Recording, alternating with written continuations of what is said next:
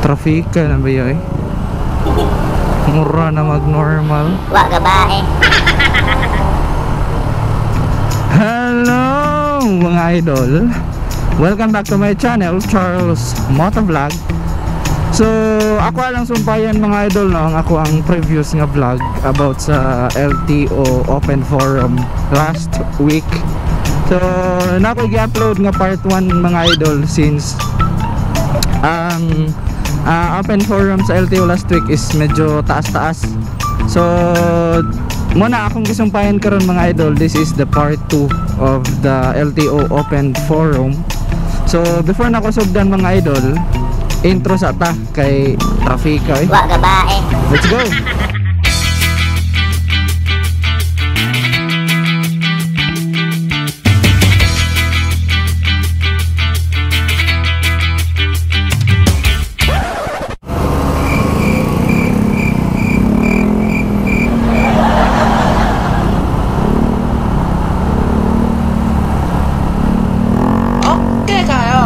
Hala ka traffic. Wa gabae. My gas. Way bugas.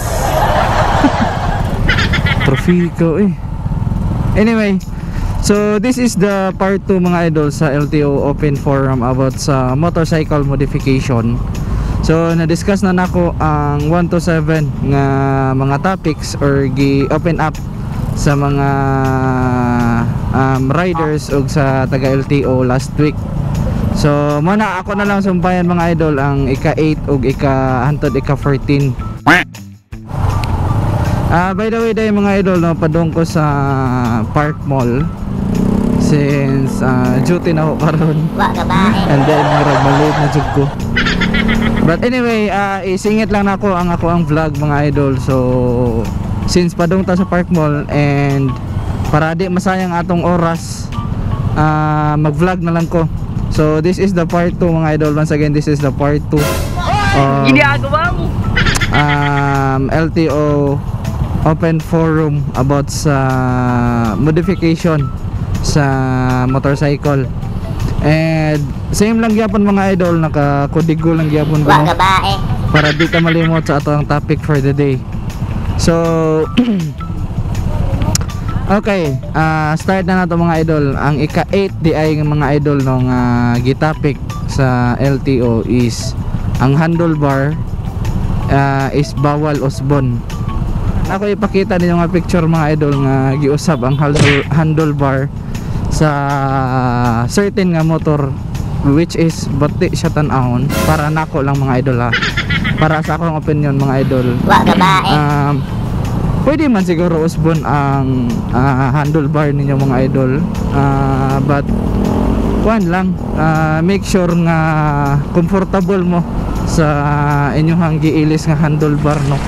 Dili kay mahog na noon siyang kapoy drivean. So muna gibawal na sa LTO mga idol nga usbon ang handlebar sa ato ang mga motor. Ang number 9 mga idol is ang auxiliary lights. So halos kita tanan mga idol, no, nanay ideya about sa auxiliary lights, kung unsay pwede o unsay dili pwede. But daghan gyapon sa ato mga riders mga idol, medyo wa kay kasabot o wa kay ka-follow about sa guidelines sa pagtaod sa auxiliary lights, no. Kay based on my study, Wa gabae. sa naibawan lang ako mga idol, no, ang auxiliary lights mga idol is dapat di siya malapas og 8 ka bulb. I think murag di siya malapas og 8 ka bulb, and then below siya sa headlight, and ang iyahang hayag mga idol is naka-point downward or naka-point sa karsada mga idol, dili siya pasaka ang iyang siga. Kay naka-encounter gyud ka na idol, no, mga idol, no, ang iyang auxiliary lights is pasaka gani or pataas, which is sakit kay sa mata kung maigo ka. Unya murag I think ituyo siguro to niya iyang gi-blink blink. sakita maka trigger or maka high blood ba no. So mo na mga idol, sa ako lang naibawan mga idol no, ang auxiliary lights is below siya sa headlight, unya ang iyang siga is naka point downward or padung sa kalsada, dili pasaka. Kay sakit kay na mga idol kung maigong sa auxiliary lights, kay kusog ko na siya. So bana sa auxiliary lights mga idol, pwede ra siya, but follow lang sa certain nga mga guidelines or unsay insakto sa pagbutang sa auxiliary lights no. So ang number 10 mga idol is ang horn. So daghan man gyud dere mga idol nung ganahan gyud mo dako ang ilahang busina sa ilang motor. Kay usa siguro sa rason mga idol para madunggan or makadungog ang mga nagdrive og four wheel or particularly sa mga sakyanan mga idol, mo na usbon nila ang ilahang horn. So kana wala na siya gibawal sa LTO as long as katong pop man siguro, kana wala na siya gibawal sa LTO ang kanang horn. So that's it ang sa horn mga idol, pwede ra siya.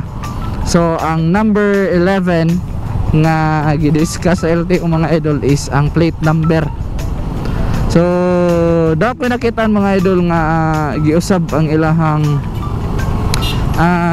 likod sa motor, tungod lagi sa ka-creative ani mga taga Cebu no, or tungod sa grabe ka passionate sa ilahang motor or grabe ka love sa ilahang motor mga idol. So ilang giusab ang butanganan sa plate number. So ang LTO mga idol is allowed ra mo butang og any design sa plate number mga idol, basta dili siya usbon kung asa gibutang no. Dapat kung asa to ang plate number nga butanganan mga idol, dito ra gyud siya ibutang. Di ra na magmain mga idol ang LTO kung unsay ibutang sa inyong or unsay inyong ikabit sa plate number mga idol. Basta kuan lang siya, na lang siya sa sakto nga butanganan sa iya jung lugar sa butanganan sa iyang plate number. So mo na ang sa ika-11 nga gidiscuss sa LTO mga idol. Now ang number 12 mga idol is ang sticker or iparap nimo ang imuhang motor. So mo na daghan sa ato ang mga fellow riders mga idol nga magpausab or ganahan mo bubutang og sticker sa ilahang motor. Allowed na siya sa LTO mga idol, basta dili lang masobraan no, or dili ma-change ang naa sa inyong ORCR nga color. Kay naman mo iwan mga idol, ilang iparap ilahang motor or sobra sa kadaghan sa sticker, unya wala na follow ang color nga naa sa ilahang ORCR. So mana dakpor ra gyapon mo ana sa taga LTO mga idol kung ang girap ninyo sa inyong motor or ang sticker is wala na na butang sa or wala nagkatugma sa inyong ORCR sa motor, pwede raman magparap mga idol as long as same lang og color sa inyong ORCR. Unya ang sticker dili sa gayo ingon nga daghan, but igo-igo lang, di lang palabihan sa ang pag butang sa pagbutang sa mga sticker mga idol no. So mo na ang number 12 mga idol nga gitopic sa LTO, ang sticker o graph pwede ra basta same color sa inyong papeles or sa inyong ORCR. So ang number 13 mga idol is murag mao yun ni ang pinaka daghang concern or murag halos mo siguro tanan concern sa mga riders or mismo ako Ang number 13 dahil nga gitopic mga idol is ang muffler or kanang tambutso sa ato ang motor. So namuguban ganahan mga idol nga dako og tingog ang ilahang motor or kanilaging usahay no. Mo admit ko nga masuya ko ini-grev gani sa mga big bike nga nindot jud guys siya. So mana dira nakakuha og idea ang mga small nga mga CC nga ilang usbon ang ilahang tingog sa muffler. Allowed na siya sa LTO mga idol, as long as dili malapas og 115 decibels inig jing-jing sa inyong motor no, kay namugoy uban nga kanang murag sobra na kayo ba, sobra na gani kayo kakusog or mura naglata pa minahon mga idol inig jing-jing. Gi-allow na sa LTO mga idol ang muffler as long as dili siya malapas sa 115 nga decibels or kanang inig jing-jing sa motor no. So muna ang ika-13 mga idol about sa muffler. Pwede pa na siya karon, basta di lang siya mo lapas o 115 decibels. So ang number 14 mga idol o ang pinaka last nga gi-discuss sa LTO is ang aftermarket nga taillight o headlight. So kana mga idol is allowed na siya since wala pa man naghemo og bag-ong balaod or wala pa na-aproban ang ilahang gi-endorse nga mga new rules and regulations. So ang aftermarket nga taillight, signal light is okay ra siya basta dili lang tinted inyohang inyohang headlight mga idol no. Allah kadagko ba ni. So muna mga idol ang ika-8 ug ika-14 nga gi-topic or gi-open forum last week sa LTO, and I hope mga idol no na solbad or nakahatag ko o katinawan sa inyong mga doubts or sa mga inyong pagduha-duha mga idol no, kung unsa bagyo tinuod or ibutang bagyo dako ni sa akong motor, kay sayang biya if ever nakapalit ka og accessories mga idol unya dili dai pwede or dakunonon dai ka, so useless ra gyapon mga idol no. So mana mga idol ang LTO o certain fellow riders mga idol nag-open forum last week, and mo na ang ilang topic about sa pag-modify sa motor. Niya na ang LTO mga idol is dili pa sila mudakop sa katong mga topics nga gipang hisgot na po ninyo mga idol sa part 1 og sa kini nga vlog, kay wala pa sila bag-o nga memo nga gi-signan sa ilahang kinatasan nga boss mga idol. So kana pwede pa na ninyo magamit mga idol ang inyong mga accessories nga gipangbutang din na basta wala lang mo na kuan nakalapas sa regulations sa pagmodify sa motor.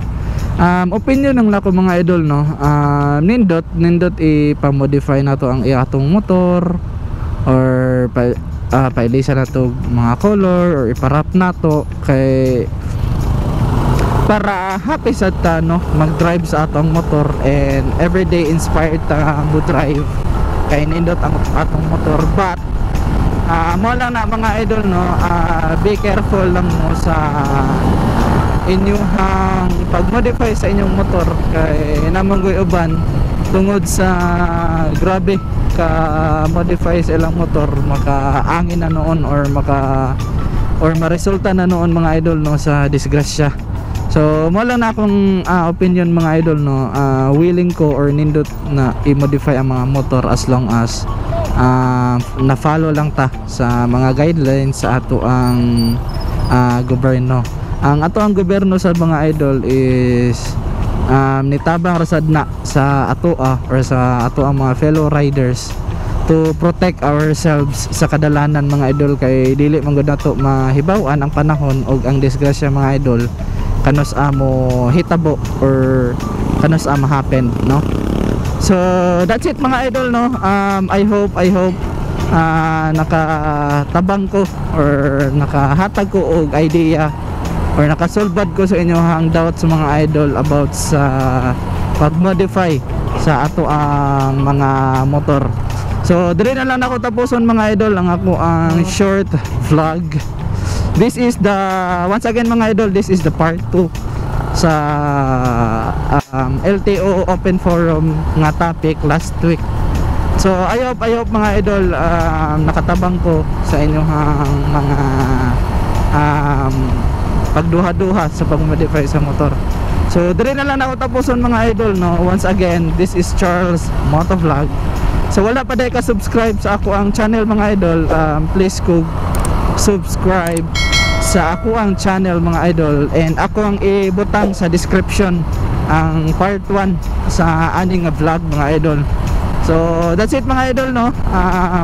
Please click ko anang subscribe nga button mga idol sa below aning video, and click na the notification bell mga idol para updated mo sa ako ang latest nga vlogs, rides, o sana mga idol maka-rides ta ninyo pohon. Comment lang mo below mga idol kay ato nang iset og time and day sa ato ang rides mga idol. So that's it. Once again, this is Charles Motovlog. Ride safe mga idol, and more rides to come. Bye bye.